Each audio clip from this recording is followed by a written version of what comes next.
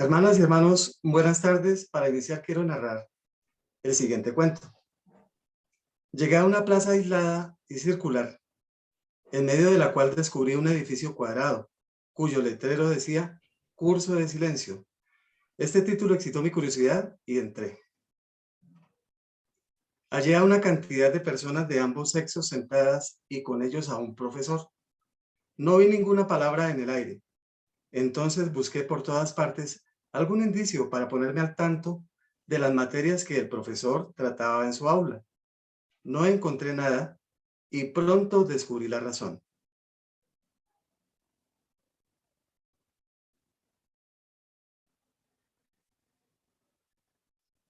Como Harpócrates, el profesor tenía un dedo de su mano derecha apoyado sobre la boca, lo que me indicaba que efectivamente solo profesaba el silencio y que no hablaba más que a sus discípulos, ofreciendo así el ejemplo como precepto. Tengamos en cuenta que Harpócrates era el nombre griego con que fue conocido la deidad egipcia que simbolizaba el sol del amanecer y la renovación constante, y también representaba al silencio.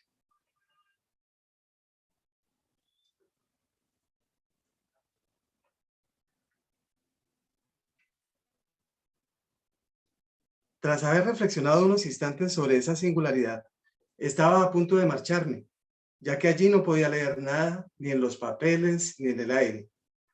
Pero en el momento en que iba a retirarme, comencé a ver ciertas cosas extraordinarias que llamaron mi atención.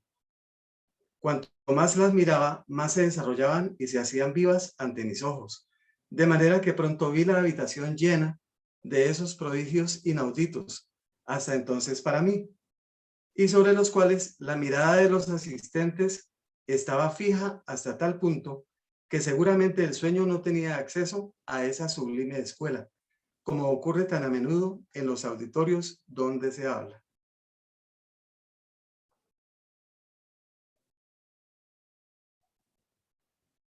No os contaré aquí cuáles son esas maravillas y esos conocimientos, porque para ello sería necesario hablar, y como no las aprendí sino a través del silencio, creo igualmente que solo con el silencio podéis aprenderlas. Creo que si los hombres, en lugar de entregarse a la profusión de sus palabras, como hacen todos los días, se entregaran esmeradamente a ese silencio que ha sido tan instructivo para mí, se verían rodeados naturalmente de los mismos prodigios. Creo finalmente que si no hablaran, expresarían entonces las cosas más magníficas del mundo, y si las naciones quisieran promover el reino de las ciencias y las luces, creo que en lugar de todos esos cursos científicos que acumulan, deberían establecer únicamente cátedras de silencio por todas partes.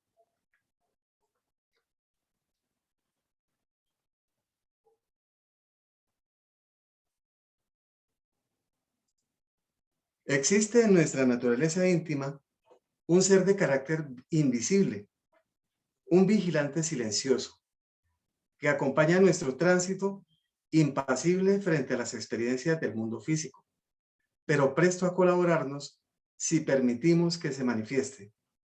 Este ser que se denomina nuestro ego es el daimon del que Sócrates, filósofo clásico griego, nos habla. Es esa voz interior, acallada por nuestros intereses de orden externo, y que si la escucháramos, nos evitaría muchos errores. Hermanas y hermanos, el día de hoy pretendo dar un breve bosquejo relacionado con nuestro ser íntimo o ego interno. Desglosamos a continuación la etimología de ego interno.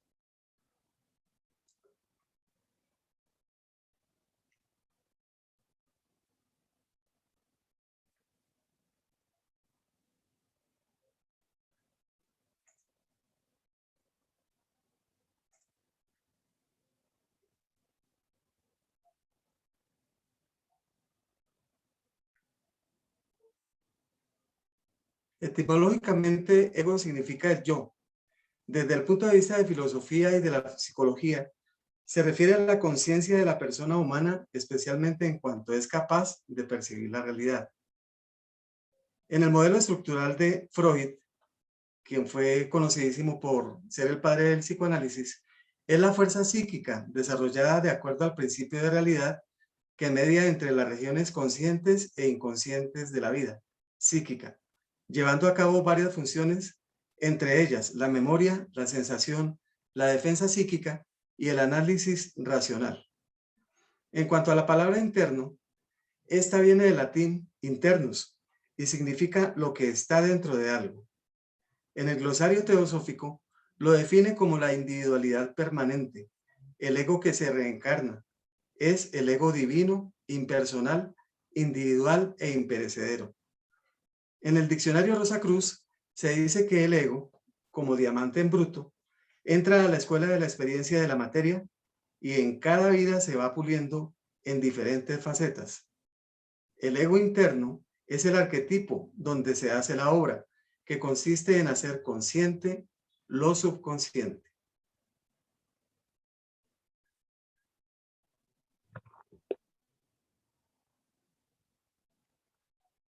Detrás de todas las manifestaciones de la vida existe un poder único, una realidad única.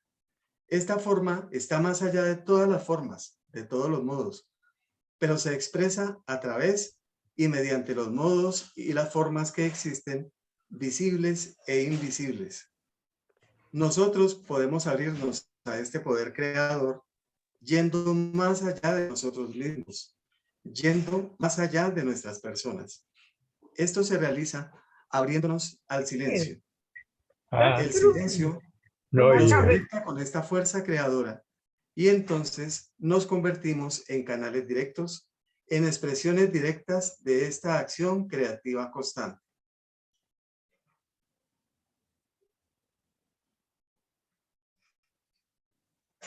El silencio es el poder más grande que existe, porque todo lo que existe son aspectos parciales del silencio. Todo lo que existe se genera en lo que no existe, en lo que no aparece. Todo lo que existe son aspectos parciales de algo que está más allá de lo que llamamos existencia manifiesta. Abrirse al silencio es abrirse al potencial total, incondicional. Y la puerta de entrada a ese potencial lo tenemos en nuestro ego interno. Al lado derecho podemos ver una gráfica que pues efectivamente nos muestra la realidad tanto física como aquella no física, que es denominada en este caso el cuerpo astral. El cuerpo astral unido al cuerpo físico a través del cordón de plata, que es ese hilo de energía que enlaza el mundo físico con el mundo invisible, representando la parte divina de nuestro ser. Es un hilo muy elástico que permite al cuerpo astral separarse del cuerpo físico. Esto pues para demostrar cómo lo invisible es lo que anima a lo visible.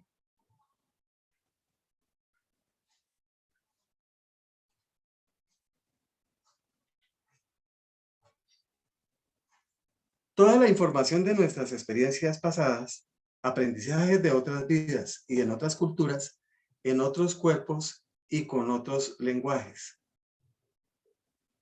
Por ser lo más elevado en nuestra naturaleza humana, el ego interno es un punto focal mediante el cual el alma del mundo tiene su manifestación en el plano físico.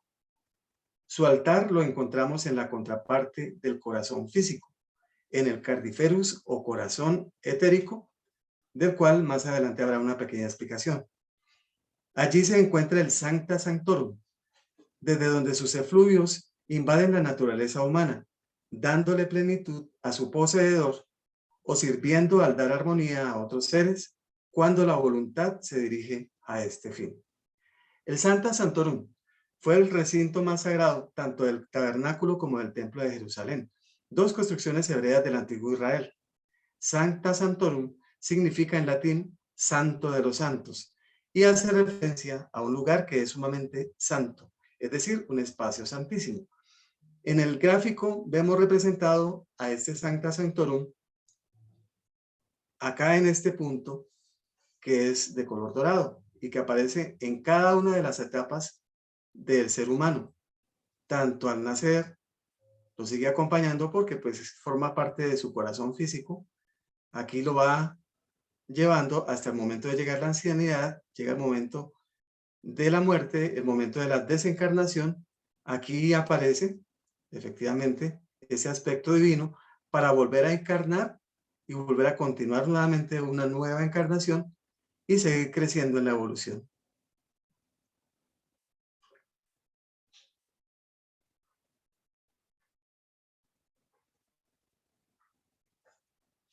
Se cae por ignorancia en la herejía de la separatividad, gracias a creernos diferentes y únicos con respecto a los demás seres que nos acompañan o rodean. Olvidamos que todo es uno y que lo uno está en todo, pues nuestro ser interno es apenas un nudo que forma parte de la infinita red de la creación. Es verdad que tenemos grandes y acusadas diferencias en nuestro grado de evolución, pero también es cierto que en esencia todos somos iguales. En nuestra parte energética, lo que denominamos aura, que es la energía que rodea nuestro cuerpo físico, y nuestra esencia, que es la que es permanente y la que nos acompaña a lo largo de todas nuestras vidas y encarnaciones, somos iguales. En realidad, al estar en este plano etérico, pues descubrimos que en esencia todos somos iguales. Cuando nos creemos separados de las demás, esto trae como consecuencia el sufrimiento. Vivimos comparándonos con los demás y al ver las diferencias entre nosotros, esto nos puede decepcionar. Quisiéramos que nuestros familiares fuesen más buenos que nosotros, que nosotros tuviésemos tanto como fulano, tener la belleza y la fama de Perencejo, etc.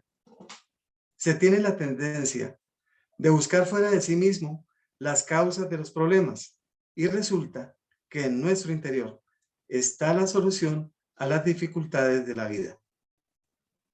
Pero son situaciones necesarias que se dan en el campo del mundo físico relativo, con el fin de conocernos, superarnos y tomar conciencia de aquello que debamos aprender o enseñar, siempre desde nuestra vida interior. El ego interno busca la sabiduría y da la sabiduría. Esto significa que, en su peregrinación por el mundo terrestre, va adquiriendo la experiencia necesaria que le proporcionará un saber que puede ayudarle en sus siguientes existencias. Y vida tras vida, continúa acumulando más vivencias. Por lo tanto, el ego interno nunca deja de aprender y de acumular experiencia.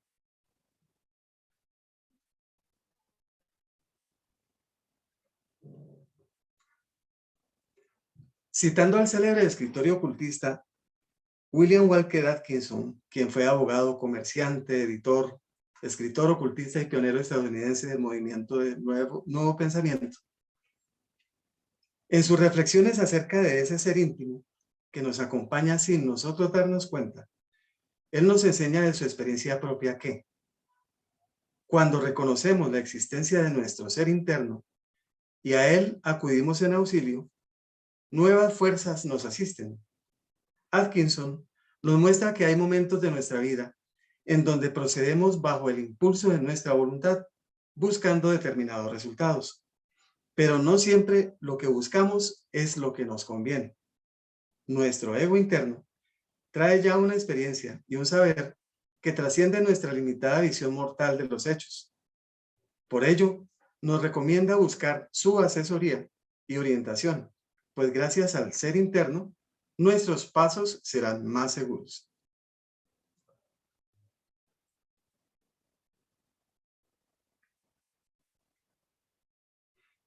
Atkinson compara la relación nuestra con nuestro ser íntimo con el vínculo entre un tranvía y su fuente de energía. Si el tranvía quisiera transitar por cuenta propia, sin estar conectado, lo haría durante un tiempo y un tramo muy limitados, luego de los cuales se detendría para no continuar su marcha. De igual forma, si nosotros pretendemos avanzar por la vida desconociendo la guía de nuestro ser interno, al igual que el tranvía del ejemplo, nos desconectamos de la vida interior y al no tener la iluminación de nuestra fuente de poder, quedaríamos paralizados con el correr del tiempo. Esto, en resumen, lo que nos transmite William Walker Atkinson.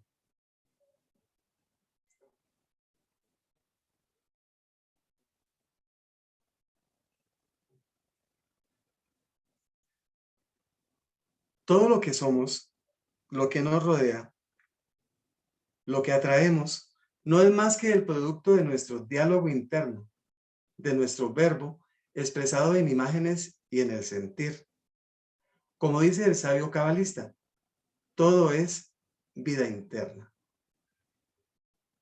La cábala es un estudio de origen judío y que nuestra escuela Rosacruz, efectivamente tiene como base y fundamento para hacer estudios avanzados. El ego interno representa también la justicia. Es la conciencia de nuestros propios actos. Por ello, es acusador, defensor y juez a la vez. Somos hijos de nuestras propias obras. Lo que hemos sembrado, algún día lo cosecharemos como resultado de la ley de compensación. Podemos llegar a engañar a todo el mundo, pero jamás podremos engañarnos a nosotros mismos, pues la balanza de nuestros actos es evaluada y juzgada por nuestro ego interno.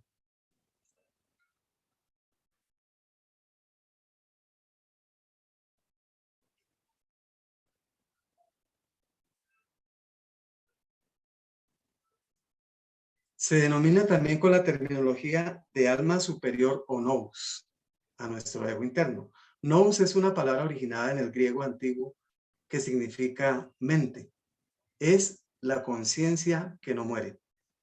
El antiguo misticismo hermético del pensador Platón, quien fue un filósofo griego, define las siguientes ideas al respecto. A partir de su sustancia, el nous desplegó el universo, material e inmaterial, a partir de sus propios principios, leyes y esencias, y habitó el cuerpo del mundo durante un inmenso periodo de tiempo. Después, a través del fenómeno de la muerte, el nous se separó del cuerpo del mundo y el cuerpo se desintegró en el espacio. Después de lo cual, el nous dio forma a un nuevo cuerpo adecuado para sus necesidades y superior a la forma precedente. El universo fue, por lo tanto, inmortal, pero siempre en constante cambio y desarrollándose de una modalidad a otra, hasta que al fin el universo sea del todo espiritual en todas sus partes, de modo que llegue a ser idéntico en cualidades a su fuente, a la cual se haya unido por un vínculo y simpatía eternos. Para Platón, la materia era una extensión del alma superior y solo existía por virtud de las energías espirituales que trabajaban a través de ella. Del mismo modo que el cuerpo era el sepulcro del alma, personalidad, una idea órfica, así el mundo era el sepulcro del alma superior. Hay escuelas iniciáticas que nos hablan de la voz del silencio, haciendo alusión a nuestro ser interno y que nos invitan a viajar y a experimentar el silencio. Sentados, tranquilos, cerramos los ojos y voluntariamente comenzamos a acallar el mundo exterior. Esto es, nos abstraemos de él.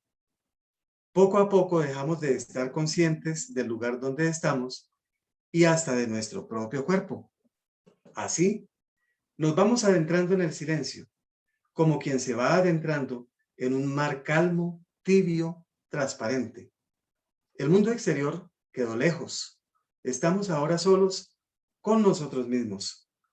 En este momento, nos damos cuenta que el silencio no es tal, que eso que llamamos silencio es ciertamente una voz que nos habla y que reconocemos. Siempre, continuamente, nos habla con el anhelo de ser escuchada. A medida que estos viajes se tornen habituales, hallaremos el significado más importante del uso del silencio como herramienta mística. Nos provee del discernimiento profundo que nos permite escuchar la voz del silencio, el llamado del corazón, la respuesta a los cómo, los por qué y los para qué que la humanidad se ha planteado desde sus albores. El silencio como herramienta debe ser usado continuamente por el aspirante, tanto en sus primeros pasos como en sus pasos más avanzados. Pues no puede haber un avance real en el sendero si no se ha tenido la necesidad de acudir al silencio para escuchar su voz interior y proveerse de sus armas para luchar contra el ruido.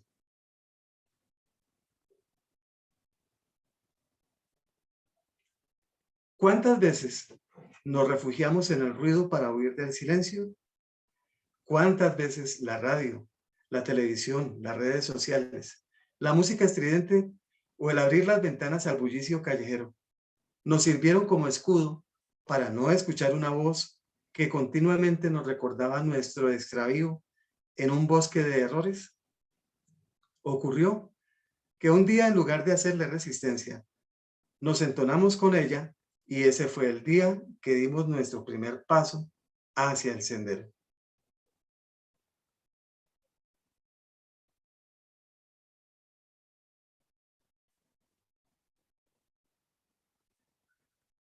Luego se fue transmutando esto en una necesidad de acudir al diálogo con esta voz, que no es otra cosa que la que reside en la chispa divina que todos llevamos dentro, que nos hacemos hermanos, nos hace hermanos y que nos hace fraternos en la medida que mantengamos firme el amor a un fin común, el plan, la gran obra según la ley del gran arquitecto del universo.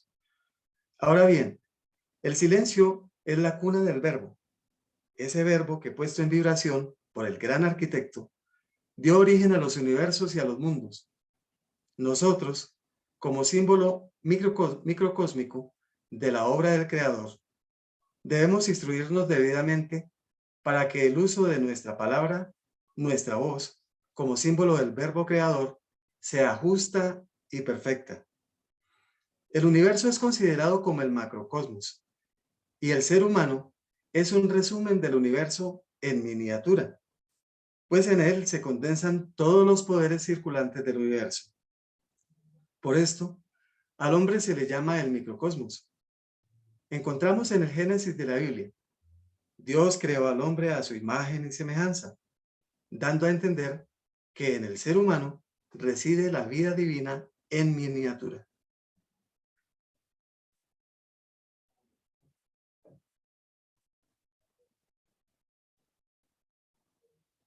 El ser interno conoce mejor que nada todo razonamiento, lo que conviene a su dueño.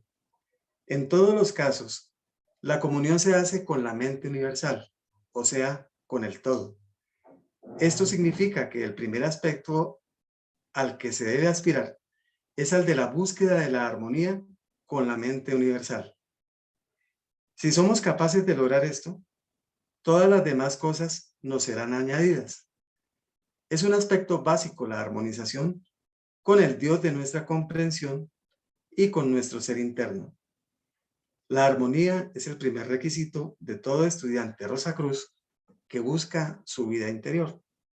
En este gráfico podemos apreciar cómo la personalidad se une con la individualidad, es decir, con nuestro ego interno, para finalmente conectarse con la mente universal.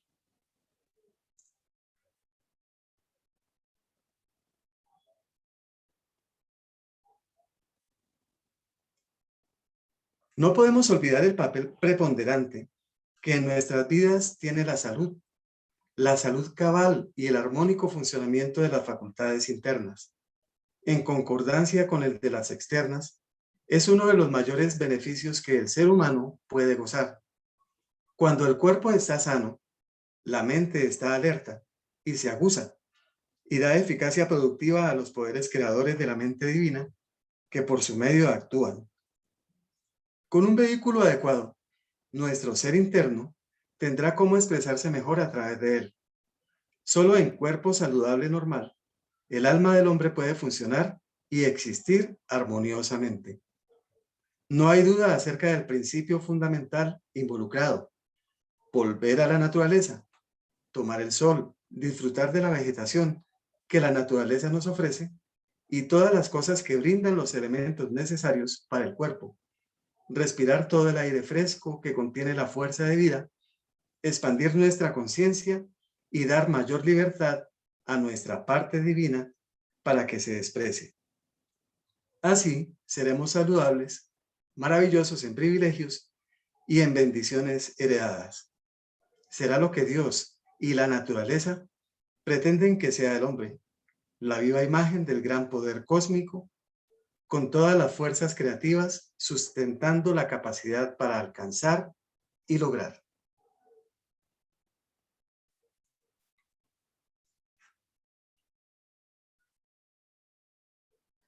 Respecto a la iluminación interior, veamos lo que nos dice Rodolfo Waldo Train, quien fue escritor, filósofo y maestro estadounidense, y uno de los grandes pilares del nuevo movimiento del nuevo pensamiento. Dice el señor Train: debemos tener absoluta confianza en la divina inspiración sin recurrir a extrañas fuentes. Dios no tiene preferencias por nadie. Si alguno de vosotros tiene falta de sabiduría, demándela a Dios. Esto está en Santiago 1.5.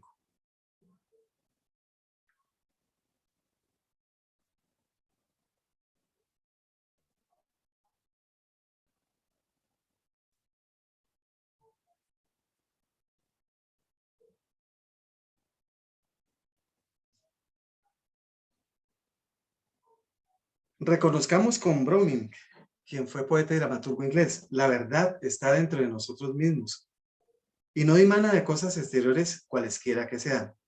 En nosotros hay un centro íntimo donde la verdad reside en toda su plenitud. En tu propio ser está la verdad. En tu alma reside la verdad, pues a través de ella escuchas la voz de Dios. Esta es la guía interna. Esta es la luz que ilumina a todo hombre venido al mundo.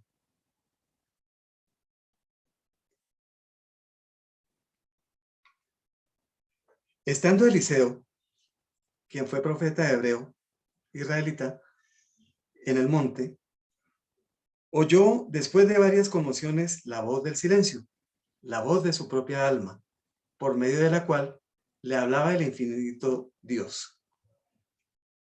Si escucháramos esa voz de la intuición, nos hablaría cada vez más clara y evidentemente hasta llegar a ser absoluta e infalible guía. Lo que nos conturba y daña es no atender ni escuchar a esta voz interior que en nuestra propia alma resuena, y así somos como reino dividido en luchas intestinas. De este modo, nunca estamos seguros de nada.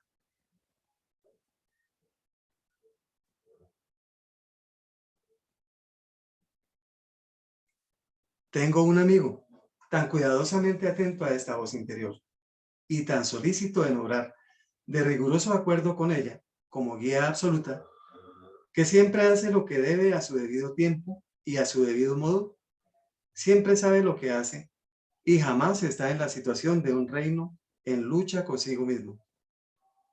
Esta voz jamás aconsejará hacer daño al prójimo, ni cosa alguna que no esté en armonía con los arquetipos de razón, verdad y justicia.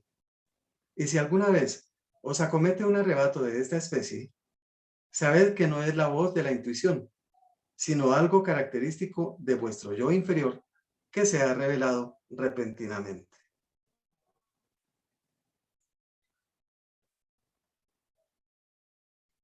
En ti está la fuente de vida. En tu luz veremos la luz. Siempre que dudéis acerca de la conducta que debéis seguir, después de haber recurrido a los medios de guía externa, abrid vuestros ojos interiores, abrid los oídos del alma y dejad que este natural, sencillo y hermoso procedimiento dé respuesta a vuestras preguntas y resolución a vuestras dudas. Pero hay que añadir la absoluta determinación de seguir lo que como verdad percibas, tan luego como por tal se te revele. Y verás el oscuro camino iluminado por la radiante luz de tu cielo interno, cuyo fulgor acrecentará incesantemente los cielos exteriores. A esto le podríamos llamar la entrada en el silencio. Esto es vernos alumbrados por la luz que ilumina y guía a todo hombre que viene al mundo. Esto es escuchar la voz de nuestra propia alma, la voz de nuestro yo superior. Cuando se despierta este sentido íntimo, se transponen los límites de los sentidos corporales e intelectuales. Y en el grado en que transpongamos estos límites y reconozcamos que la verdadera vida es una con la infinita vida, llegaremos a la altura desde donde su voz nos hable siempre sin engañarnos nunca, con tal que la escuchemos, recibiendo en consecuencia la iluminación y guía divina. Conocer esto no es vivir en un cielo futuro, sino en un cielo actual, presente, de hoy y de todos los días. Hasta aquí las enseñanzas de Rodolfo Train.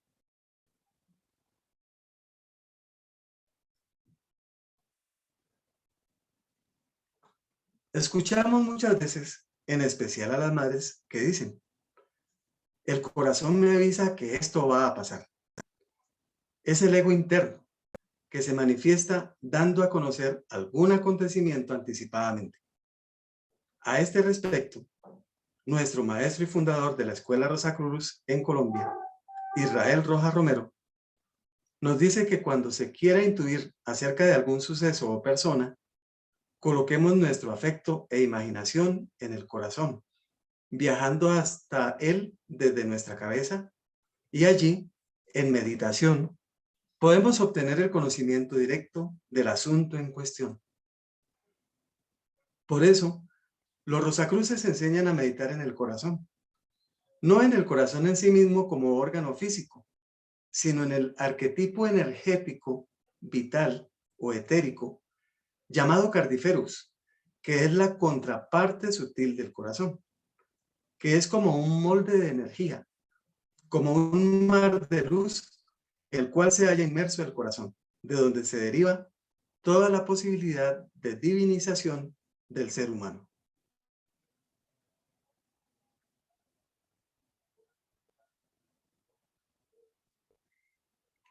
Hermanas y hermanos, en el silencio encontramos, por un lado, una herramienta para contactarnos con lo ilimitado, y por otro lado, existe un aprendizaje único para valorar otra herramienta tan peligrosa como rica, la palabra. Pero hagámonos dignos de la enseñanza de nuestro venerado maestro y permitamos que sea el silencio mismo quien nos instruya realmente. Que a través de él, la luz de nuestros corazones resplandezca en cada decisión a tomar. Que la luz de nuestro ego interno nos dé el conocimiento sobre nosotros mismos. Nuestra tarea es mantenernos atentos. En esos instantes, el valor y la honestidad son decisivos. Ello puede llevarnos a un derrotero distinto a nuestras expectativas, pero que siempre será finalmente provechoso para cada uno de nosotros. Se hace necesaria la acción de la fuerza sobre la resistencia, del espíritu sobre la materia. Esto con el fin de que la conciencia se desenvuelva y el ser aprenda a conocerse, es decir, a poder ver su propio reflejo en el mundo de los efectos, siendo él mismo parte del mundo de las causas.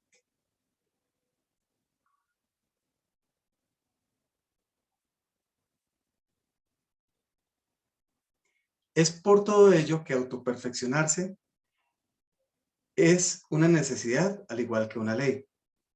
Estamos aquí para trabajar y evolucionar. Primero es un deber para con nosotros, pues en la medida que mejoremos, estaremos en mejores posibilidades de ayudar a la humanidad. Viajando hacia el centro de sí mismos, acudiendo a nuestro ego interno, podemos tener la certeza de nuestras decisiones y bajo esa seguridad adquirimos la libertad de conciencia, que consiste en poder contar con nosotros mismos, analizar por sí mismos, pensar y sentir por sí mismos. Esto nos permite abandonar el mundo de las creencias para empezar a conocer comprobando por nosotros mismos la realidad de los hechos. Todo esto sin recurrir a intérpretes o a intermediarios, y siempre bajo la guía certera de nuestro ser interior. Los antiguos griegos dijeron, hombre, conócete a ti mismo. Nosotros decimos, conoce tu verdadero ser, tu propia conciencia del alma, y conocerás la paz profunda. Parafraseando al Maestro Jesús de Nazaret, comparto con ustedes este mensaje. Solo la verdad te hará libre cuando la falsedad te deje de fascinar.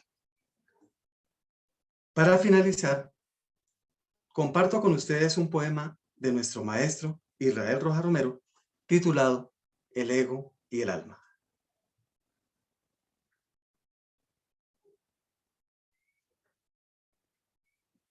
Poema El ego y el alma. 7 son los mundos que nuestro ser atesora. Ellos son profundos y nuestra conciencia de ahora. El primero es la forma, del que la vida es su esencia. Su culto es la norma de superficialidad e inconsciencia. Calor vital es el segundo, que el orgullo enardece, pues este es el mundo en que se vive y se crece. El tercero es emoción, que a la pasión da poder, pues esta función es ajena al querer. Viene luego el mental, en el que la soberbia se crece, porque siendo amoral, la dignidad desfallece. Racional es la norma que a la mente gobierna, pero no siempre se colma de juicio y conciencia.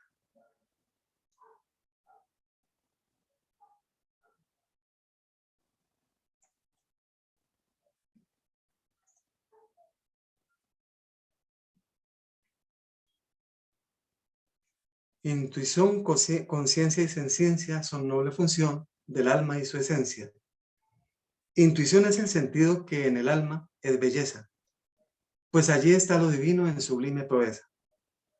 La conciencia atesora del ayer la experiencia. Esta es la aurora de luz y sapiencia. Si la sensoconciencia a la intuición ilumina y la razón a la mente gobierna, la emoción se desliga, el orgullo se merma y el autoculto a la forma resulta inconsciencia. En tal circunstancia la vida florece, pues con tal mudanza el alma se crece. Y así, todo es armonía, todo es bonanza.